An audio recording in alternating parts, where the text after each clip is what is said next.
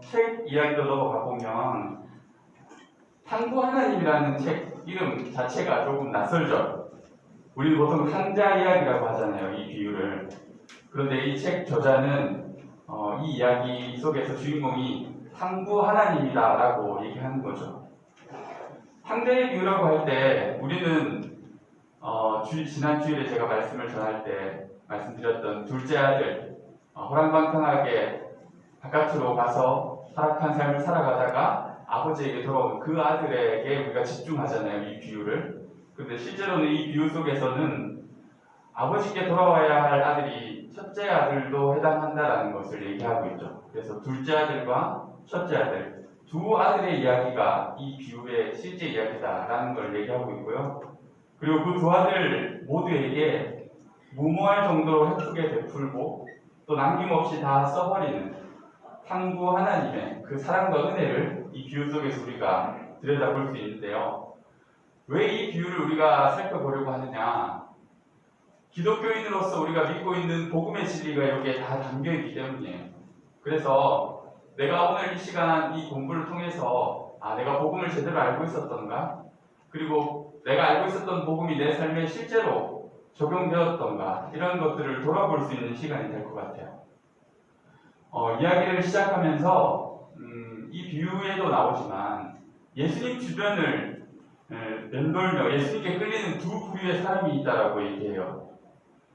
첫 번째 부류는 동생이죠, 동생. 둘째 아들과 같은 집을 나가 호랑방탕한 생활을 했던 사람들, 세리와 죄인들이라고 표현하고 있습니다. 그래서 이들을 표현하는 그 구체적인 표현이 제멋대로인 죄인들 이렇게 얘기하고 있죠. 그리고 형이 있는데요. 첫째 아들, 내가 여러 해 아버지를 섬겼다라고 주장하는 바리새인과 서기관들이 있죠. 그래서 이들은 도덕적이고 종교적인 사람들이라는 거죠. 예수님 주변에 항상 예수님을 찾고 예수님께 끌리는 두 부류의 사람이 있다라는 거예요. 그런데 오늘 이 이야기의 관역, 이 비유가 어떤 대상을 향하고 있는지를 생각해 본다면 이 비유를 시작하는 본문 15장, 누가복음 15장 1절과 2절을 보면 이런 말씀이 나오거든요. 모든 세리와 죄인들이 말씀을 들으러 가까이 나오니 바리새인과 서기관들이 수군거려 이 사람이 죄인을 영접하고 음식을 같이 먹는도다. 그렇게 말하거든요. 예수님이 이 얘기를 듣고 이 비유를 들려주셨어요. 따라서 이 비유 속에서는 동생, 둘째 아들 같은 이들과 어울리는 예수님이 탐탁치 않은 첫째 아들, 서기관과 바리새인들이 나오는 거예요. 그래서 이 이야기의 번역은 제멋대로 사는 죄인들이 아니라 매사에 성경의 규정대로 행하는 종교적인 사람들이라는 거죠.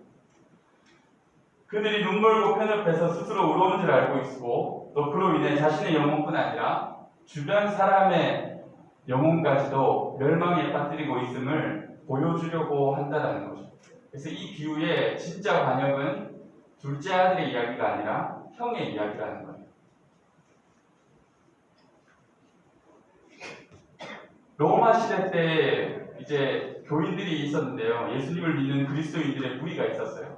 그래서 그들이 나름대로 모임을 가지고 계속해서 그 도가 퍼져나갔는데 로마 사람들이 보았을 때는 그리스도인들이 무신론자 같아 보이는 거예요. 왜 그랬냐면 일반적으로 종교가 갖추어야 될 것들이 없는 거예요. 신전도 없지, 또 신전에서 섬기는 제사장도 없어요. 그리고 함께 모여서 제사를 드리지도 않아요. 그들이 익히 알고 있는 종교의 틀에서 벗어나 있는, 그들이 과연 무엇을 하는 사람들인지 이해가 안 되는 거죠. 그처럼 기독교는 종교가 아니었다라는 거예요. 초대교회 때만 보아도 그리스도인들이 어디에서 모였죠? 각자의 집에서 모였어요.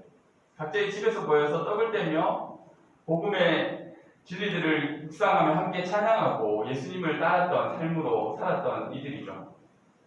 그래서 우리가 생각할 때 종교와 도덕이라는 한 부분이 있고 그거와 적대되는 다원적인 세속주의가 있다라고 볼 수 있죠. 이 땅에 사람들이 양갈래 둘 중에 하나의 양자택일을 하잖아요.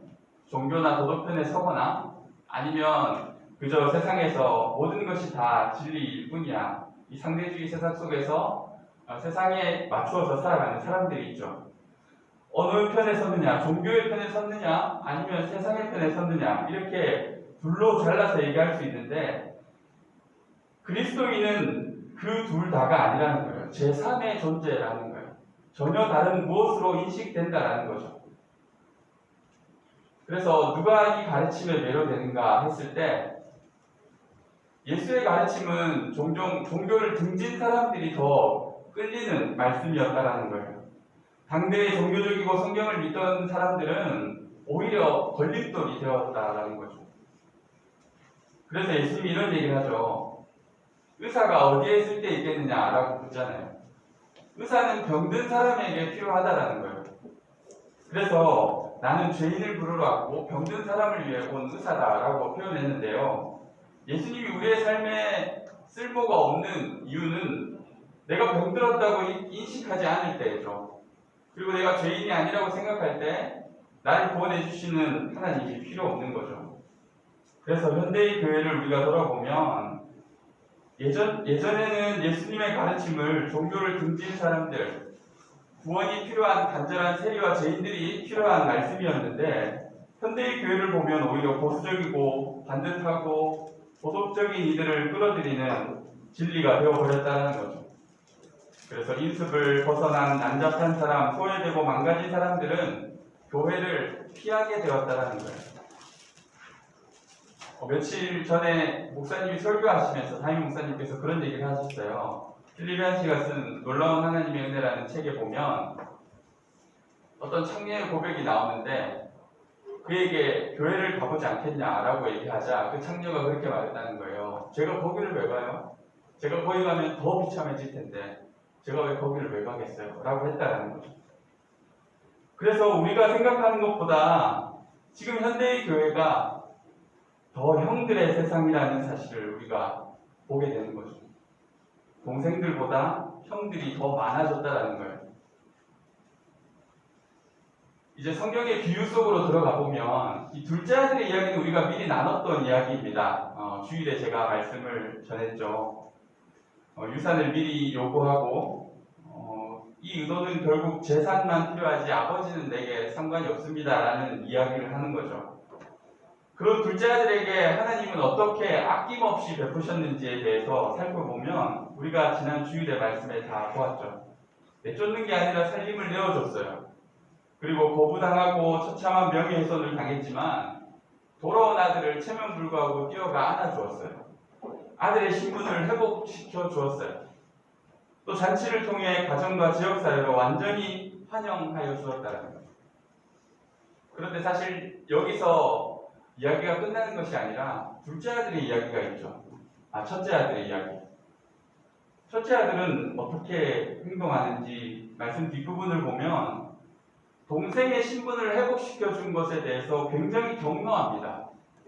그 이유를 보면 다시 3분의 1로 자신의 재산을 상속받게 될 수밖에 없잖아요. 동생이 3분의 1, 그러니까 아버지 재산의 3분의 1을 떼가지고 가서 다 쓰고 왔어요. 그럼 이제 3분의 2가 남았는데 동생이 다시 오면서 그 재산을 또 3분의 1로 나눠 가져야 될 판인 거죠. 잔치와 공적인 행사에 들어가지 않아요. 아버지를 불신임합니다. 아버지의 행동에 대해서 따를 수 없다라고 얘기하죠. 그렇게 타이르지만 한사코 거부하고 자신의 충성이 비난의 근거가 될 수 있다고 주장해요. 나는 여러 해를 아버지를 섬기지 않았습니까? 그리고 아버지에게 이거 보세요 라고 아주 과격한 표현을 씁니다. 그리고 더 이상 동생을 동생이라고 생각하지 않죠. 그래서 아버지의 아들, 창녀와 아버지의 재산을 다 말아먹은 그 아들이라고 표현합니다. 내 동생이라는 표현은 한 번도 쓰지 않죠. 그 첫째 아들에게도 아버지는 여전히 탕부하는 일이시죠. 아들아라고 인자한 호소를 합니다. 아버지에게 대해서 그렇게 적대적으로 화를 내고 함부로 말하지만 아들을 향해서 인자하게 계속해서 호소하죠. 함께 잔치에 들어가자고. 잔치의 주최자가 밖으로 나왔다는 것은 뭔가 문제가 생긴 거죠. 이 잔치를 열고 있는 주최자가 잔치에서 갑자기 사라져 버린 거예요. 알고 봤더니 첫째 아들을 설득하고 있는 거예요. 이 이야기의 결말이 어떻게 될지 누가복음 15장은 예수님이 아주 재치있게 이야기를 닫지 않고 결말을 지어버리세요. 과연 그 첫째 아들이 다시 아버지의 호소를 따라 아버지의 설득을 따라서 집으로 들어갔는지 우리는 모릅니다. 과연 이 집안은 연합과 사랑을 이룰 수 있을까? 형은 동생을 용서하고 화해할 수 있을까? 이렇게 질문하며 이야기가 끝이 나는 거죠. 근데 이 이야기가 결국 우리의 삶 가운데 예수님이 던지는 질문과도 같은 거죠. 행복을 찾는 막다른 두 길에 대해서 책에 나와 있어요. 보시면 첫 번째 길은 도덕적 수능의 길이라고 해요. 형들이 추구하고 있는 길이라고 할 수 있어요. 두 번째 자아 발견의 길이라는 게 있어요. 동생들이 추구하는 길이죠. 도덕적 수능의 길은 이런 말을 하는 거죠. 하나님의 복과 구원을 받기 위해 성경에 엄격히 순종할 수밖에 없다. 행복을 얻고 세상을 바로잡는 길은 올바른 도덕성을 갖추는 것뿐이야. 실패한 와중에라도 늘 기준에 부합하기 위해 애를 쓰고 노력하는 삶이 바로 이 길이죠. 이렇게 해야만 자신에게 행복과 복이 찾아온다고 믿는 거예요. 두 번째 길은 자아 발견의 길인데요.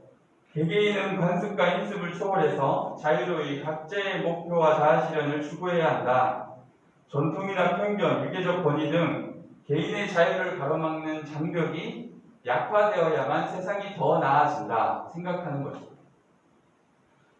여러분은 어떤 길에 익숙하신가요? 이 길을 보면 도덕적 순응의 길을 따르는 사람들은 그렇게 생각해요. 제멋대로 구는 부도덕한 사람들이 이 세상의 문제라고 여기는 거예요. 다 그런 사람들 때문에 이 세상이 자꾸만 문제가 일어나는 거야. 그런데 자아 발견의 길을 따르는 동생의 길에 있는 사람들은 진리가 우리에게 있다, 우리를 따르라 라고 말하는 사람들을 그런 완고한 사람들이 세상의 문제라고 생각해요. 우리 각자는 이 둘 중에 하나이거나 둘 사이를 왔다 갔다 한다는 거예요. 기질적으로 형의 길을 따르는 것이 익숙한 사람들이 있어요. 뭔가 순종적이고 규범적이고 규칙을 지키는 것을 좋아하는 사람들. 그렇지만 또 어떤 이들은 반항심이 있고 무엇이든 혼자 자율적으로 하려고 하는 사람들이 있어요. 그런데 반동 효과가 일어나기도 하죠. 여러분 혹시 고신교단이라고 좀 보수적인 교단을 들어보셨죠? 그 교단이 예전에는 이제 주일에도 뭘 사먹는 것을 못하게 했어요.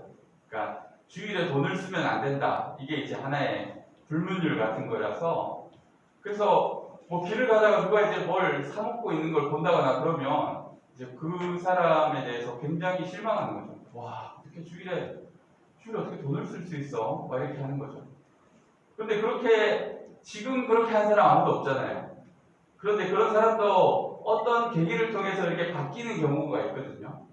주일을 돈을 쓰면 절대 안 되는 줄 알았는데 자기 맡은 부서의 아이들에게 뭘 사주면서 먹이고 하면서, 그래, 주일에 돈 쓰는 게 그게 중요한 게 아니야, 영혼을 살리고 먹이는 게 중요해서 돈을 쓰기 시작했어요.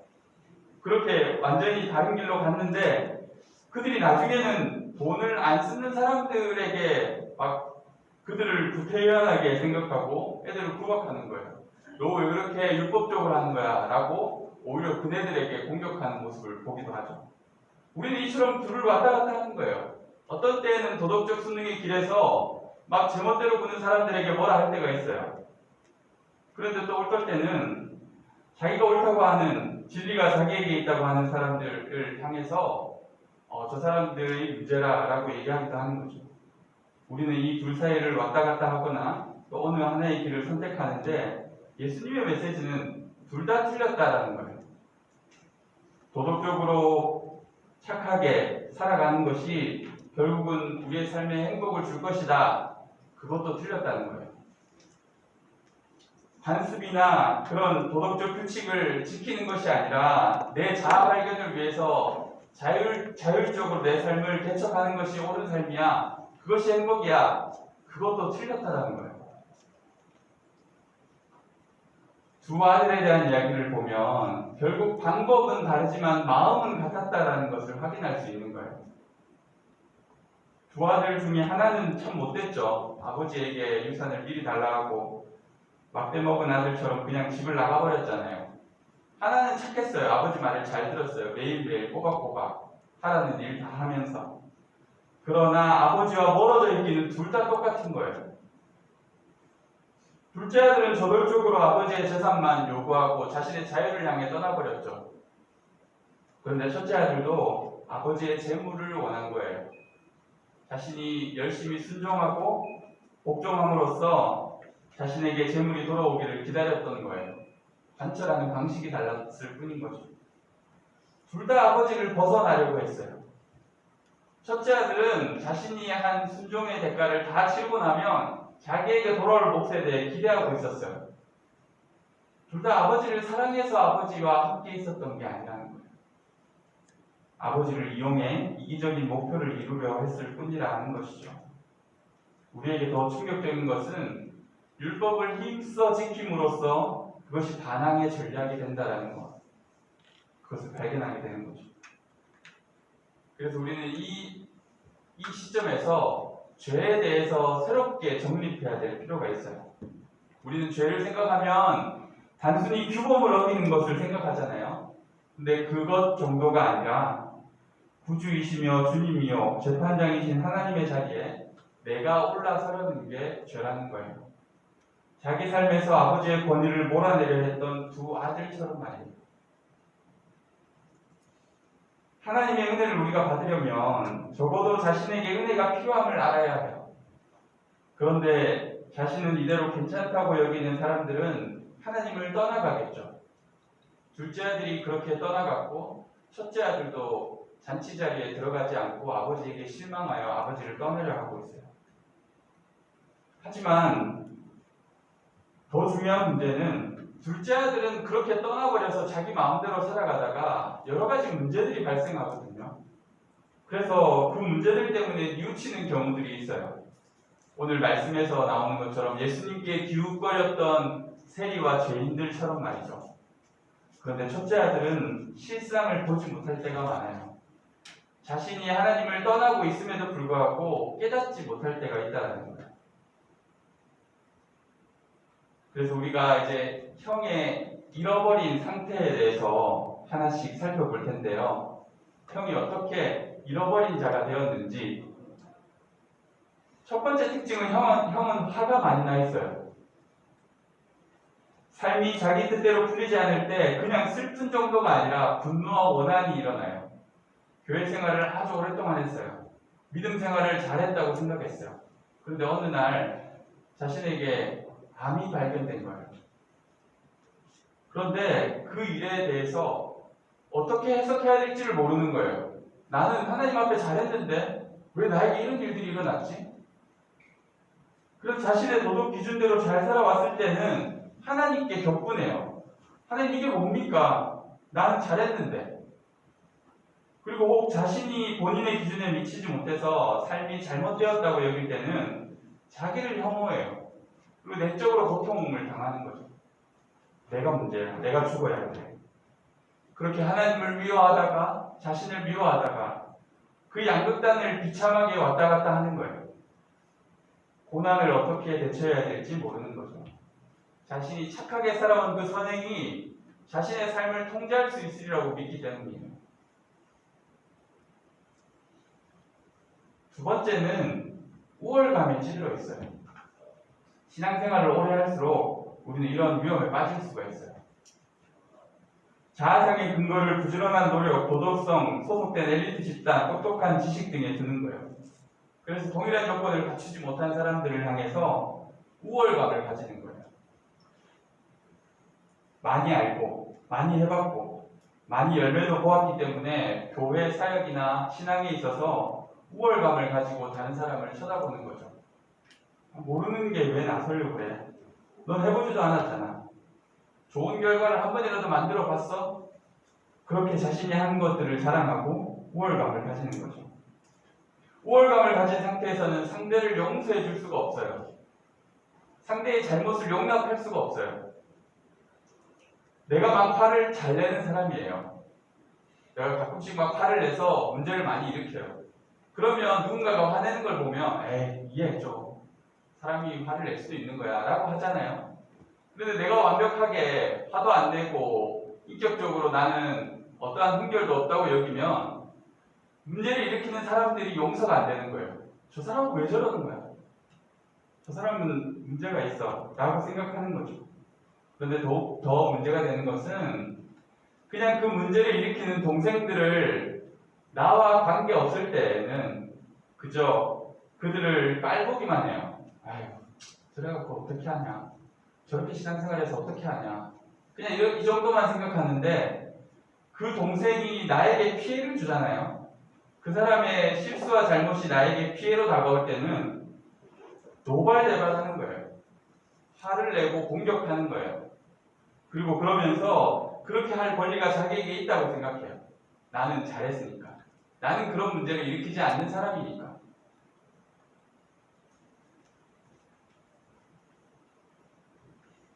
그 다음은 기쁨 없이 두려움에 기초한 맹종 이렇게 나오죠.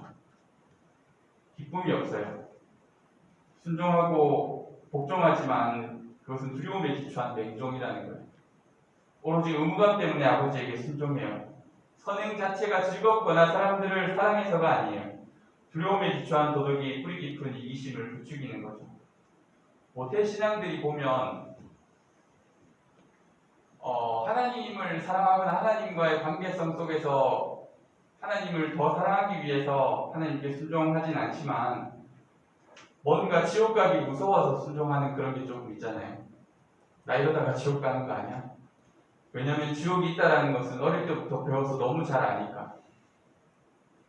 그런데 이렇게 두려움에 기초한 도덕으로 살아가는 사람들은 그 깊은 속에 뿌리 깊은 이기심이 있기 때문에 언제 문제가 터질지 모르는 거예요. 그래서 충격적인 방식으로 그게 막 터질 때가 있어요. 우리가 지금 많이 뉴스를 통해 보잖아요. 수많은 교회의 험담과 싸움들, 외관상 참 착해 보이는 그들이 벌이는 추악한 죄악들, 목회자들이 벌이는 어떤 성범죄나 그런 것들도 마찬가지죠. 종교와 도덕적 의무는 사람을 짓누르는 무거운 짐이 되죠. 그런데 그러한 것들을 갑자기 벗어 던져버리고 동생처럼 살아가는 충격적인 사람들이 나오는 거예요. 더 이상 못 참겠어. 내 마음대로 할 거야. 그 다음에 마지막은 아버지의 사랑에 대한 확신이 없어요. 아버지가 날 사랑하는지 믿지 못하는 거예요. 그래서 삶이 잘못되거나 기도가 응답되지 않으면 내가 뭘 잘못했구나 라고 생각해요. 하나님의 다른 뜻이 있을 수도 있는데 신뢰가 없는 거예요. 사랑이 확신이 없어서. 내가 뭘 잘못해서 그렇구나. 근데 이런 이들이 사람들의 비판을 받을 때는 기분이 상하는 것 정도가 아니라 완전히 무너져 내려요. 왜 그러냐면 하나님의 사랑을 못 느껴서 사람들에게라도 인정받기 위해서 애를 쓰고 살아가기 때문입니다. 죄책감에서 헤어나오기 힘들어하죠. 하나님과의 친밀한 관계에서 나오는 기쁨과 찬양, 하나님을 경외하는 모습이 보이지 않죠. 기도하는 이유는 자신의 삶을 통제하기 위해서라는 거죠.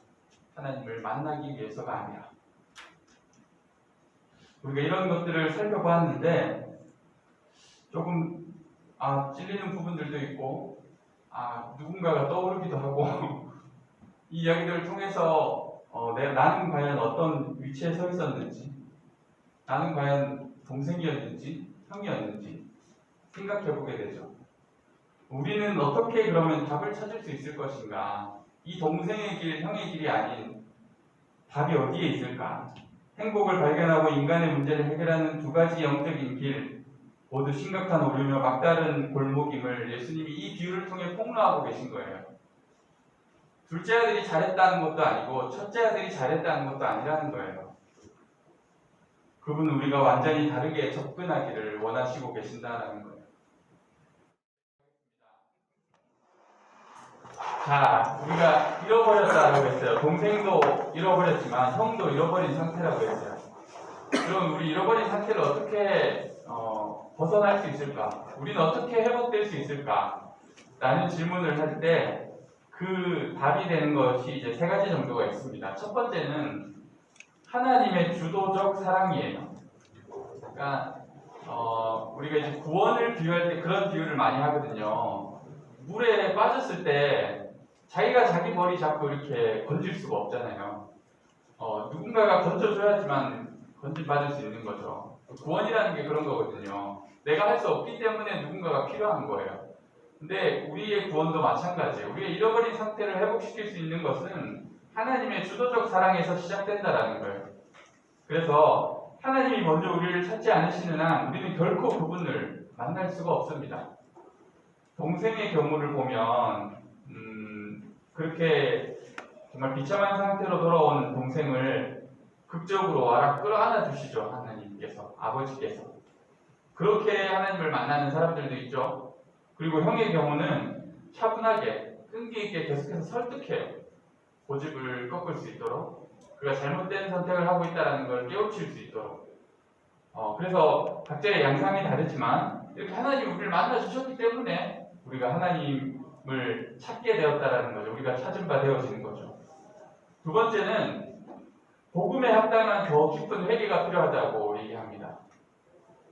구체적인 죄의 항목들만 회개할 것이 아니라 자신의 의의 뿌리까지 회개해야 한다는 거예요. 내가 이런 것을 잘못했어요 라는 것을 넘어서서 형이 가지고 있었던 태도 안에서 보여지는 그런 의의 뿌리까지 회개해야 된다는 거예요. 죄악과 착한 행실 양쪽 모두 배후에 스스로 구주와 주인이 되려는 갈망이 도사리고 있기 때문이에요. 그래서 우리가 회개해야 될 궁극적인 것은 지독한 자기 중심성을 내려놔야 돼요. 내가 주인 되려고 하는 마음. 그 다음에 세 번째는 희생해줄 형이 필요하다는 거예요. 이 책에서 아주 재밌는 것이 제가 주일에도 얘기했죠. 앞에 두 비유는 찾으러 가잖아요. 양도 찾으러 가고 동전도 막 바닥을 다 쓸어서 찾아내잖아요. 근데 왜 세 번째 비유는 찾으러 가지 않느냐? 근데 실제로는 찾으러 가야 될 사람이 있어요. 아버지가 아니라 형이 찾으러 가야 되는 거예요. 형이. 아버지의 고통을 보면서, 아버지의 눈물을 보면서, 아버지의 그 참담한 모습을 보면서 형이 집을 나가서 동생을 찾아와야 되는 거죠. 동생을 설득하고 그를 아버지 앞에 다시 세울 사람은 형이어야 되는 거예요. 근데 그 형이 없는 거죠, 지금 이 이야기 속에서는. 근데 실제로 우리의 삶에 어떤 대가라도 기꺼이 치르고 잃어버린 동생을 찾아 구원할 사람이 있는 거예요. 우리에게는 그런 형이 있어요. 자신의 목숨이라는 무한한 대가를 치른 형이 있어요. 우리가 다 아는 그 형님.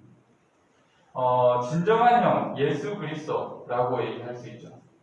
그래서 예수 그리스도께서 어떻게 우리를 잃어버린 자리에서 다시금 살리셨는지, 글자가 좀 작지만, 그분의 옷과 존엄성이 벌거벗겨지셨기에 자격 없는 우리가 존엄성과 신분을 잊게 되었습니다.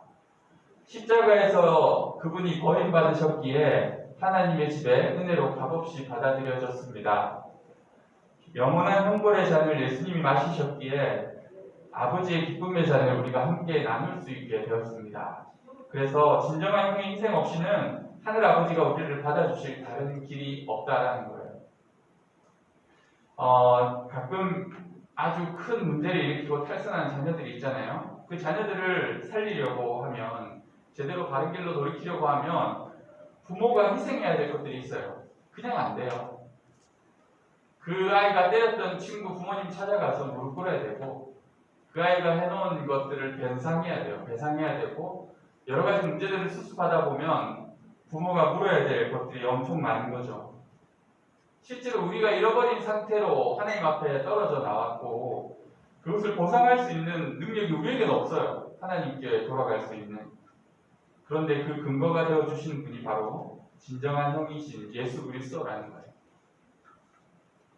그래서 우리가 찾은 유일한 길, 바로 예수 그리스도신데, 어떻게 두려움과 분노가 사랑과 기쁨과 감사로 바뀔 수 있는가? 당신을 집으로 데려오기 위해 치러진 대가를 보고 가슴이 뭉클해져야 하는 거죠. 아까 탈선한, 반항하고 방황하는 아들의 자녀에 대한 얘기를 했지만, 그 자녀가 변화되는 계기가 뭐예요? 자기 때문에 부모가 완전히 희생하게 된 모습을 보면 깨우치는 바가 있는 거죠. 치러진 대가를 보고 우리는 마음이 변하는 거예요. 우리의 진정한 형이신 예수 그리스도가 이루신 일을 경이롭게 바라봐야 한다. 그러기 전에는 결코 동생이나 형의 상태에서 벗어날 수 없다는 거예요. 우리가 이 상태를 벗어나기 위해서 해야 될 일은 예수님이 하신 일을 봐야 된다는 거예요. 정확하게. 그래서 본래 집, 우리가 이 집 유랑과 비양이라는 주제로 이 책에 내용이 나와 있는데 본래 집을 향한 인류의 향수가 있다는 거예요. 그러면서 C.S. 루이스의 영광의 무게라는 그 위대한 설교의 내용이 잠깐 나오는데요. 제가 읽어드리면 우리는 자신이 우주의 무언가로부터 단절되었다고 느낀다. 그래서 우리에게는 그것과 다시 이어지고 싶은 그리움이 있다. 늘 바깥쪽에서만 보았던 어떤 문의 안쪽으로 들어가고 싶은 평생의 향수가 있다. 이런 향수는 그저 신경성 망상이 아니라 우리의 실상을 보여주는 가장 확실한 지표다. 이게 우리의 삶에 내재되어 있는 어떤 그리움이 있는 거예요. 내 본래 집으로 가고 싶은 마음. 여기가 내 집이 아닌데 라고 하는 뭔가 불만족스러운 것. 나를 채워줄 수 있는 완전한 집이 있다라는 생각이 우리의 삶 가운데 있는 거죠. 그래서 말씀을 보면 본래 우리는 하나님의 동산에 살도록 창조되었어요. 아담과 하와가 그랬죠. 이게 원래 하나님의 첫 계획이었어요. 우리가 본래 집에서 살도록 지어진 거예요. 그런데 하나님이 그 집의 아버지이신데 그분의 권위에 반감을 가지게 된 거예요. 그게 죄라고 얘기할 수 있죠. 우리는 그분의 간섭 없이 살고 싶어 등을 돌렸고 아버지와 멀어졌어요. 그 결과가 바로 유랑이라는 거예요. 본래 집을 잃어버리고 떠돌이 인생이 되어버린 것이죠. 그런데 우리가 귀향하기가 왜 이래 어려운가? 인간의 내면이 망가져 있기 때문이에요. 본성적인 타락이 있죠. 그리고 인간의 주변이 망가져 있기 때문이에요. 자연계의 타락. 본성적으로 내가 죄에 자꾸만 기울기도 하고 또 세상에는 죄의 유혹이 가득하니까 우리가 귀향하기가 쉽지 않은 거죠. 귀향하기 위해서 우리를 집으로 돌아오게 하기 위해서 그분이 겪으신 유랑이 있는 거예요. 화려한 왕궁에서 태어나신 게 아니라 예수님은 마구간의 구유에서 탄생하셨죠. 여우도 굴이 있고 공중의 새도 거처가 있으나 인자는 머리 둘 곳이 없다고 했어요. 정치, 경제적 권력의 관계만 바깥에 있었어요. 학문적인, 종교적인 자격증 따위가 하나도 없었어요. 생애 끝에는 도성의 성문 밖에서 십자가 사형을 당하셨어요. 이것은 공동체에서 거부당한 유랑자의 생생한 상징이라는 거예요. 이스라엘 경내에서 완전히 추방당하고 배척당했다라는 것을 보여주는 거죠. 그것뿐만이 아니죠. 나의 하나님 어찌하여 나를 버리셨나이까. 하나님에게까지 버림받았어요.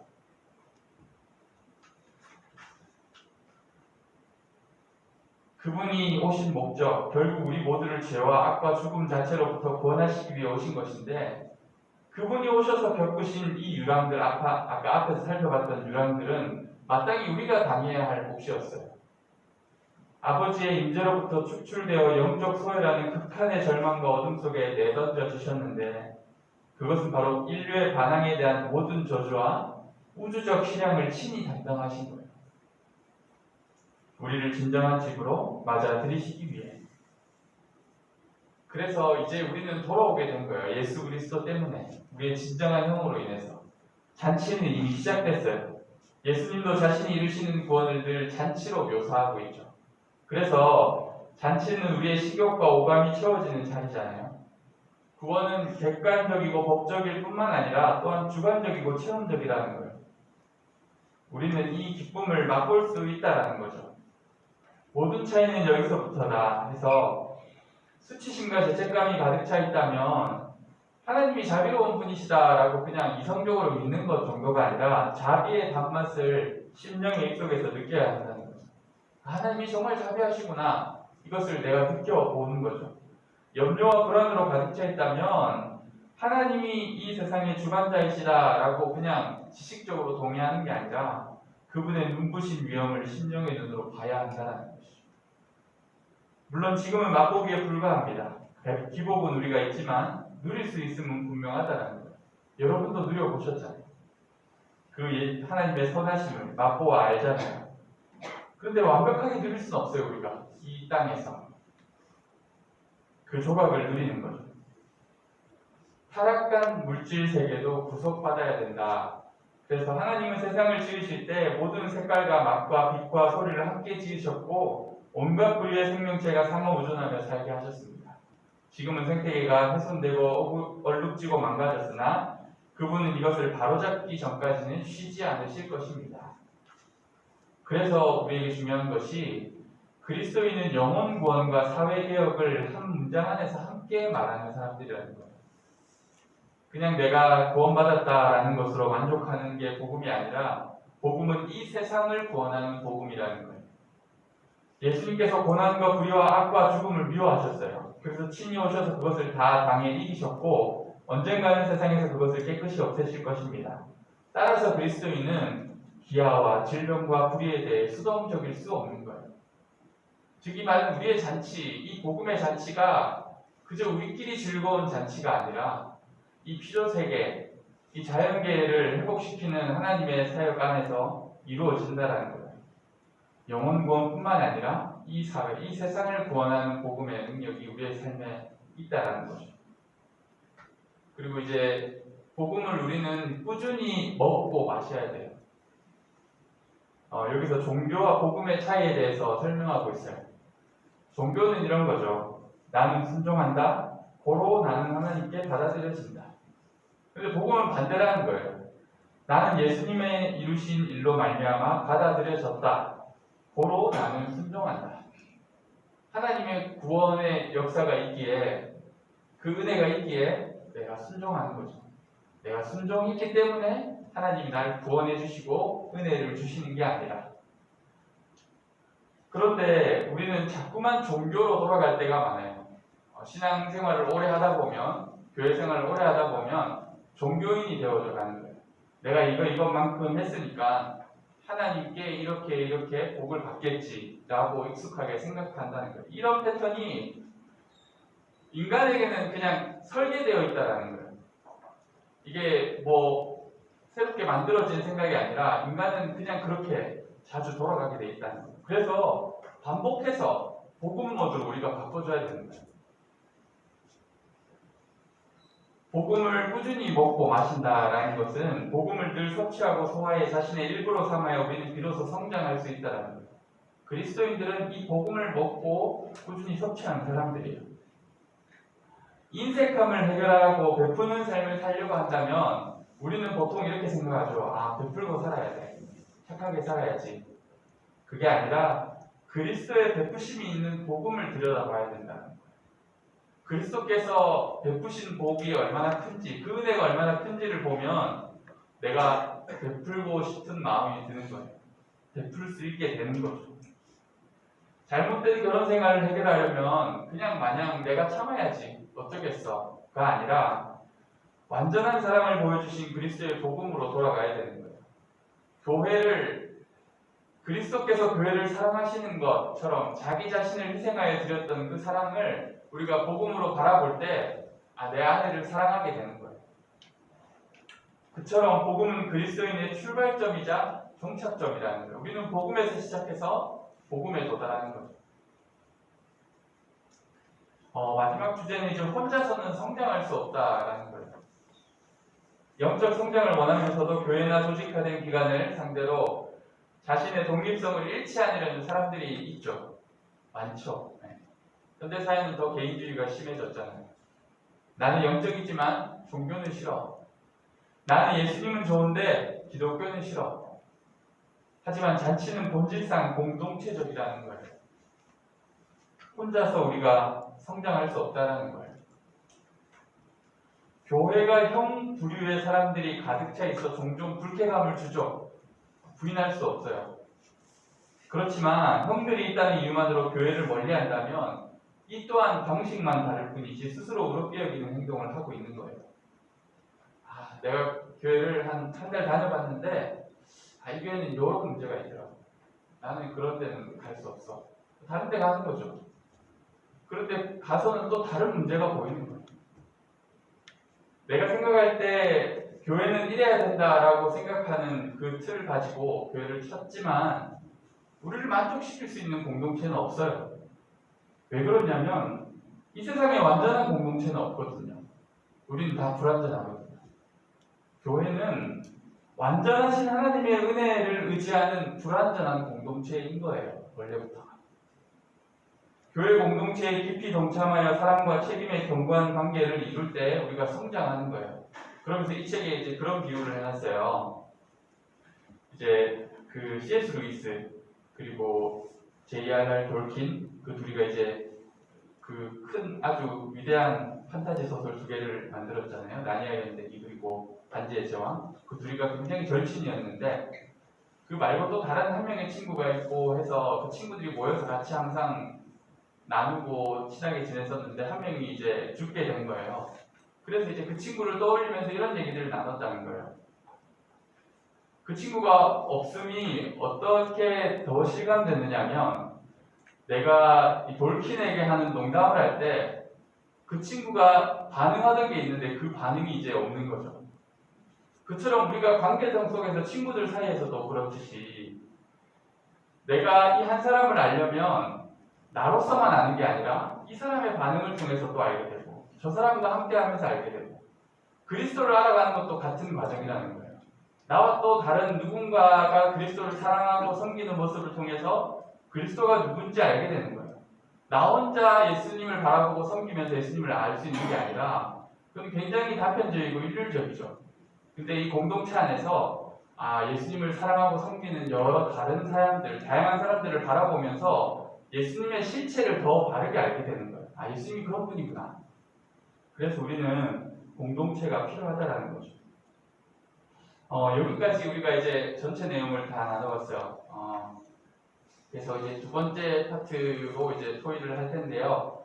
토의를 한번 하시고, 우리가 시간이 지금 이제 한 30분인데, 한 50분 정도까지 나누실 때 이제 마지막 발표자까지 잘 선정해서 전체 내용을. 그리고 우리 성령제조가 어딘지 혹시 좀 안내해 주시겠어요? 성령제조. 그러면 그룹 토의 진행하겠습니다.